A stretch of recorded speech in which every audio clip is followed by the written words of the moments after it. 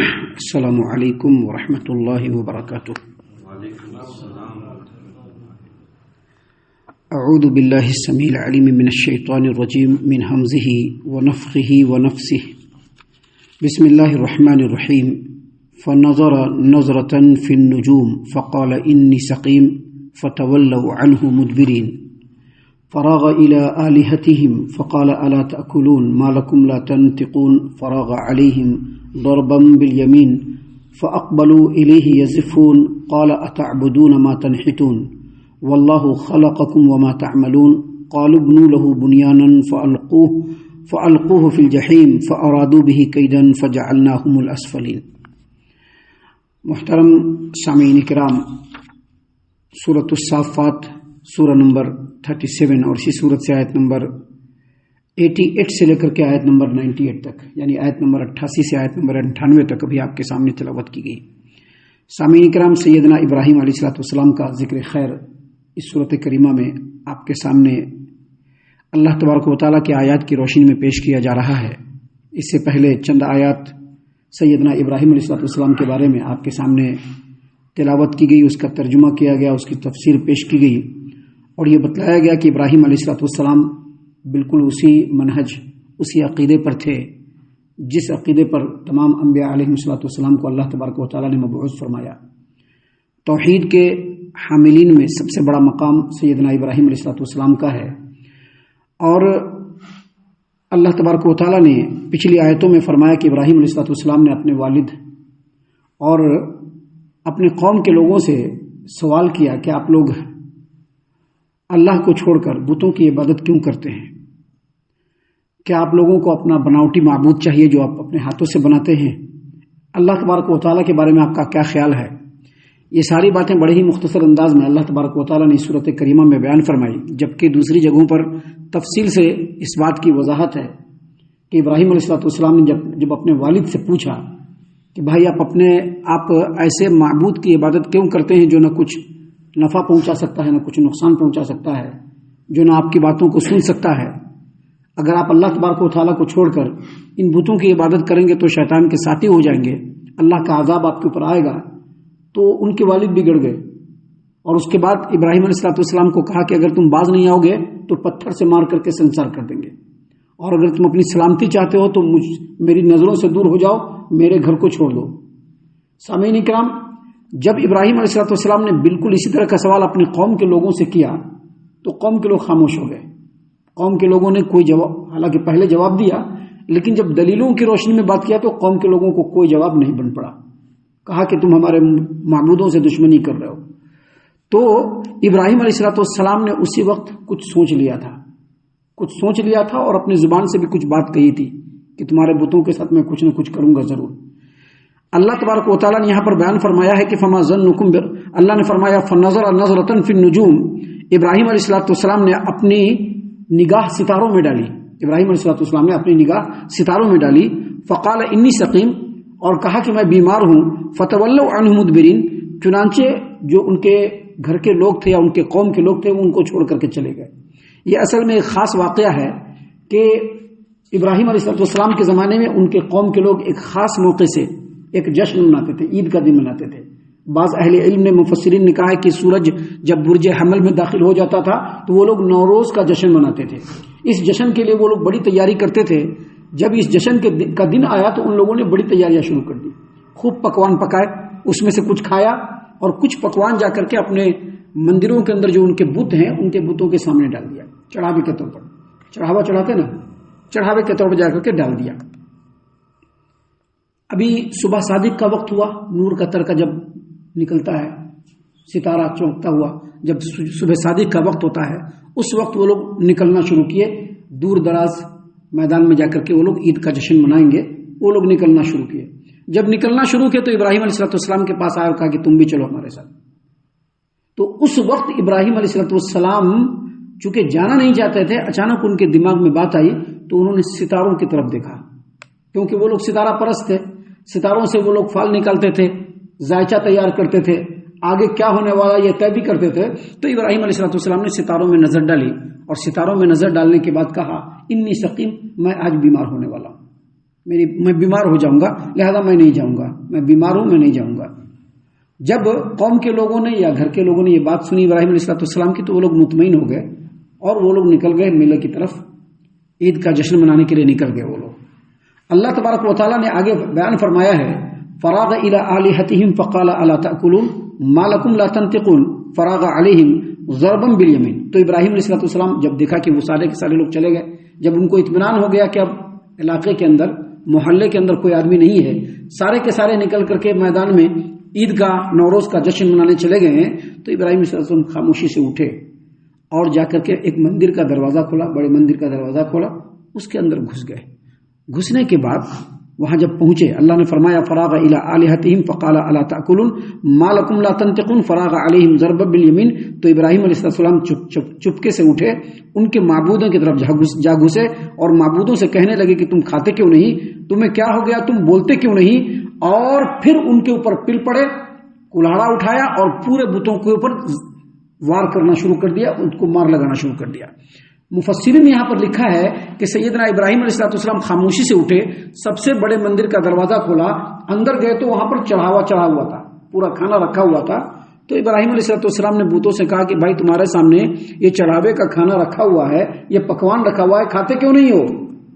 اب پوچھا تو بت کیا بولیں گے؟ ابراہیم علیہ السلام اس بات کو جان رہے ہیں۔ پھر ابراہیم علیہ السلام نے کہا کہ بھائی بولتے کیوں نہیں؟ اب بت کیا بولے گا؟ فرمایا ما لکم لا تنطقون، کیا ہو گیا، بولتے کیوں نہیں؟ جب بتوں کی طرف سے کوئی جواب نہیں آیا تو وہیں پر رکھا ہوا ایک کلاڑا اٹھایا اور کلاڑا اٹھا کر کے سارے بتوں کے اوپر وار کرنا شروع کر دیا۔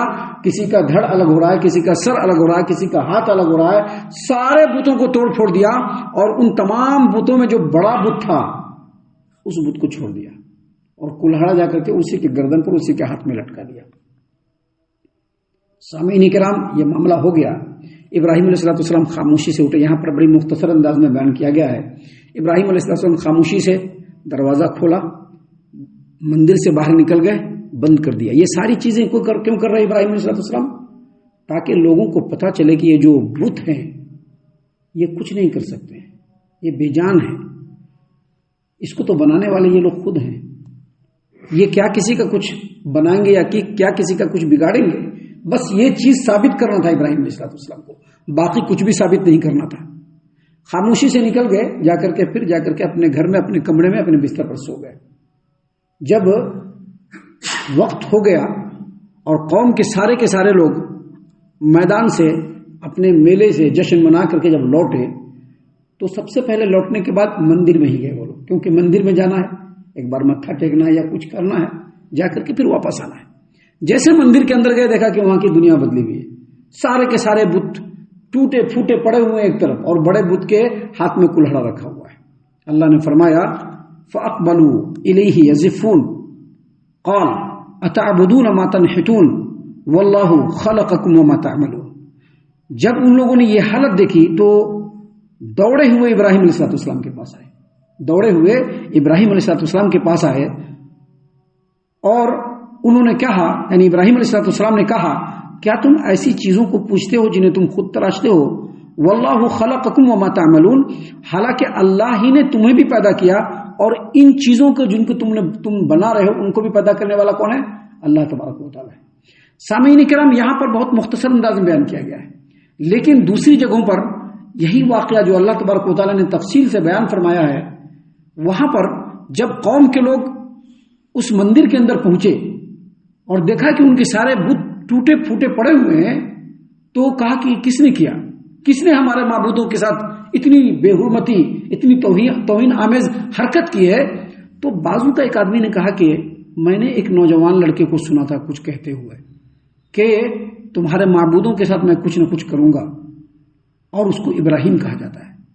اور قوم کے لوگ بھی جانتے تھے کہ ابراہیم علیہ السلام بتوں کے سخت خلاف ہے، شرک کے بڑے خلاف ہیں، توحید کے لوگوں کو دعوت دیتے ہیں، اس اللہ کی عبادت کی دعوت دیتے ہیں جو ہر ایک کی بگڑی بنانے والا اور تمام نفع و نقصان کا مالک ہے، ویسے کی عبادت کرنے کی دعوت دیتے ہیں اور ہمارے بتوں کے خلاف ہیں۔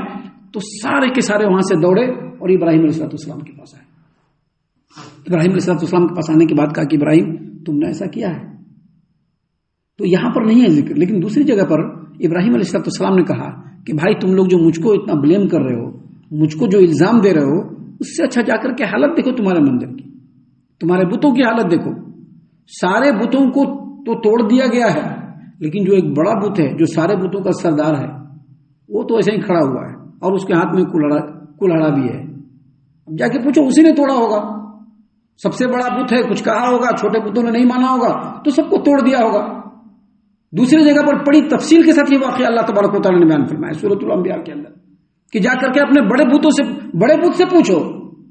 محترم سامعین کرام، جب یہ بات ابراہیم علیہ السلام نے قوم کے سامنے کہی تو وہ لوگ سر جوڑ کر کے سوچنے لگے کہ یہ کیا بات ہو گئی، یہ تو بت نہ ہل سکتے ہیں، نہ بول سکتے ہیں، نہ کسی کا کچھ بگاڑ سکتے ہیں، پھر یہ بت کیسے دوسرے بتوں کو توڑ دے گا. یعنی ان لوگوں نے اپنے آپ میں ایکسپٹ کیا اور ایکسپٹ کرنے کے بعد اپنے آپ سے کہا کہ نہیں ایسا کیسے ہو سکتا ہے تو بت. پھر کہا ابراہیم تم تو جانتے ہو کہ یہ نہ بول سکتا ہے، نہ یہ ہل سکتا ہے، نہ یہ کچھ کر سکتا ہے. تو ابراہیم علیہ السلام نے کہا اف لکم ولما تعبدون من دون اللہ، یعنی تمہارے اوپر بھی تف ہے اور تمہارے معبودوں پر بھی تف ہے کہ تم کیسے معبودوں کی عبادت کرتے ہو. جب یہ بات کہی، یہاں پر اللہ تبارک و تعالیٰ نے فرمایا کہ جب قوم کے لوگ ابراہیم علیہ السلام کے پاس آئے اور کہا کہ بھائی تم نے ایسا کیوں کیا، تو ابراہیم علیہ السلام نے جواب میں کہا ایسوں کی عبادت کیوں کرتے ہو جس کو تم نے خود اپنے ہاتھ سے بنایا ہے، جو نہ سن سکتا ہے، نہ بول سکتا ہے، نہ ہل سکتا ہے، نہ کچھ کر سکتا ہے، نہ کسی کی کچھ بنا سکتا ہے، نہ بگاڑ سکتا ہے. جب یہ بالکل بے جان ہے تو ایسے کی عبادت کیوں کرتے ہو. واللہ خلقکم، اللہ عز و جل نے تم کو بھی پیدا کیا ہے، اور یہ جو اپنے ہاتھوں سے جو تم بت بناتے ہو اس کو پیدا کرنے والا بھی کون ہے؟ اللہ تبارک و تعالیٰ. مٹی کو پیدا کرنے والا کون ہے؟ اللہ عز و جل. پتھر کو پیدا کرنے والا کون ہے؟ اللہ عز و جل. جس چیز سے تراش کر کے بتوں کو بنایا جاتا ہے ان بتوں کے میٹیریل وغیرہ کو بھی پیدا کرنے والا کون ہے؟ اللہ تبارک و تعالیٰ. اور انسان جو کچھ کرتا ہے وہ بھی اللہ کی مرضی سے ہوتا ہے. تو جو اللہ تبارک و تعالیٰ کے انڈر میں ہے تم اس کی عبادت کیوں کرتے ہو؟ واللہ خلقکم وما تعملون. وہ کہنے لگے کہ بھائی تمہیں بھی اللہ نے پیدا کیا اور ان چیزوں کو بھی اللہ نے پیدا کیا جو تم بناتے ہو، پھر تم ایسوں کی عبادت کیوں کرتے ہو؟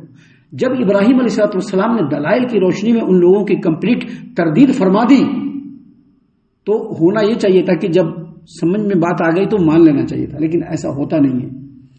انسان اتنا ہٹ درم ہے کہ اگر صحیح بات اس کو بتائیے تو اس کو ہضم نہیں ہوتا، وہ ریئیکٹ کرتا ہے اور اپنے طاقت اور پاور کے حساب سے لوگوں پر آفینس کرنے کی کوشش کرتا ہے. سیم ٹو سیم قوم کے لوگوں کا یہی حالت ہوا، ان کی حالت یہی ہوئی. جب دیکھا کہ ابراہیم نے ہم لوگوں کو دلیلوں کی روشنی میں بالکل مات دے دیا تو فوراً کہا قالوا ابنوا له بنيانا فالقوه في الجحيم. کہنے لگے کہ اس کے لیے ایک بڑا خوب بڑا الاؤ تیار کرو. الاؤ کہتے ہیں جس کے اندر پورا ایندھن لگا کر کے پورا لکڑی وغیرہ جمع کر کے اس میں جو آگ لگایا جاتا ہے اور بڑا جو آگ جلتا ہے اس کو کہتے ہیں الاؤ. کہا کہ اس کے لیے بہت بڑا الاؤ تیار کرو فالقوه في الجحيم، اور آگ میں ابراہیم کو پھینکو. سامعین کرام سارا معاملہ ہوا، بہت لکڑیوں کا ایک بڑا گٹھڑ تیار کیا گیا، بہت اونچا ڈھیر تیار کیا گیا اور اس میں آگ لگایا گیا. ابراہیم علیہ السلام کو آگ میں پھینکا گیا تو اللہ تبارک و تعالیٰ نے فوراً آگ کو خبر دیا، آگ کو حکم دیا کہ یا نار کونی بردم و سلامن علی ابراہیم، اے آگ ابراہیم کے لیے بالکل ٹھنڈی ہو جا اور سلامتی والی ہو جا. ٹھنڈی اور سلامتی والی کا مطلب یہ ہے کہ اتنا بھی گرم نہ اتنا بھی ٹھنڈا نہ ہو کہ ابراہیم کو تکلیف ہونے لگے، ٹھنڈا بھی ہو اور سلامتی والی بھی ہو. فوراً کہا اللہ تبارک و تعالیٰ نے فرمایا یہاں پر فارادو بھی کیدن، انہوں نے ابراہیم کے خلاف چال چلی فجعلناہم الاسفلین، تو اللہ تبارک و تعالیٰ نے خود انہی لوگوں کو نیچا دکھا دیا اور ابراہیم جو امام التوحید ہیں اللہ تبارک و تعالیٰ نے ان کو سرخرو کر دیا. سامعین کرام یہ واقعہ یہاں پر بیان ہوا ہے اور ابھی واقعے کا تفصیل سے ابھی اس کا سلسلہ آگے بھی ہے جو انشاءاللہ کل ہم بیان کریں گے. یہاں پر جو بات بیان کی گئی ہے اس کا مقصد یہ ہے کہ تمام نبیوں کا جو اصل منہج ہے وہ توحید، شرک سے دوری. شرک ایک ایسا جرم ہے، ایک ایسا عمل ہے جس کی کمپلیٹ تردید اللہ تبارک و تعالیٰ نے قرآن کریم میں مختلف انداز میں بیان فرمایا ہے اور نبی کریم صلی اللہ علیہ وسلم نے اس کے اوپر شدید وعید بھی بیان کیا ہے. شرک ایک ایسا جرم ہے جس کو اللہ عز و جل کبھی بھی معاف نہیں کرے گا اور ابراہیم علیہ السلام اور دوسرے تمام نبیوں نے یہی بات لوگوں تک پہنچائی ہے، لہذا انسانوں کو شرک سے بچنا چاہیے اور اللہ کی توحید پر گامزن ہونا چاہیے۔ آگے ابراہیم علیہ السلام کا واقعہ سلسلے وار آپ کے سامنے انشاءاللہ کل پیش کیا جائے گا۔ ہم اللہ سے دعا کرتے ہیں کہ اللہ تعالی ہم تمام کو ان باتوں کے اوپر خوب غور و فکر اور تدبر کرنے کے ساتھ ساتھ ان باتوں پر عمل کرنے کی بھی توفیق عنایت فرمائے، آمین۔ اللہ تعالی ہم تمام کو صحیح معنوں میں پکا سچا مومن مسلمان بنائے، اللہ اور اس کے رسول صلی اللہ علیہ وسلم کی اطاعت و فرما برداری کرنے والا بنائے، صحابہ کرام رضی اللہ عنہم کے طریقے پر چلنے والا بنائے، جنت الفردوس میں جگہ عطا فرمائے۔ اے اللہ ہم تمام کو جہنم سے پناہ دے، اے رب العالمین ہم تمام کو جہنم سے پناہ دے، اے مالک الملک ہم تمام کو جہنم سے پناہ دے، آمین یا رب العالمین۔ وما علینا الا البلاغ المبین۔ تبارك الذي نزل الفرقان على عبده ليكون للعالمين نذيرا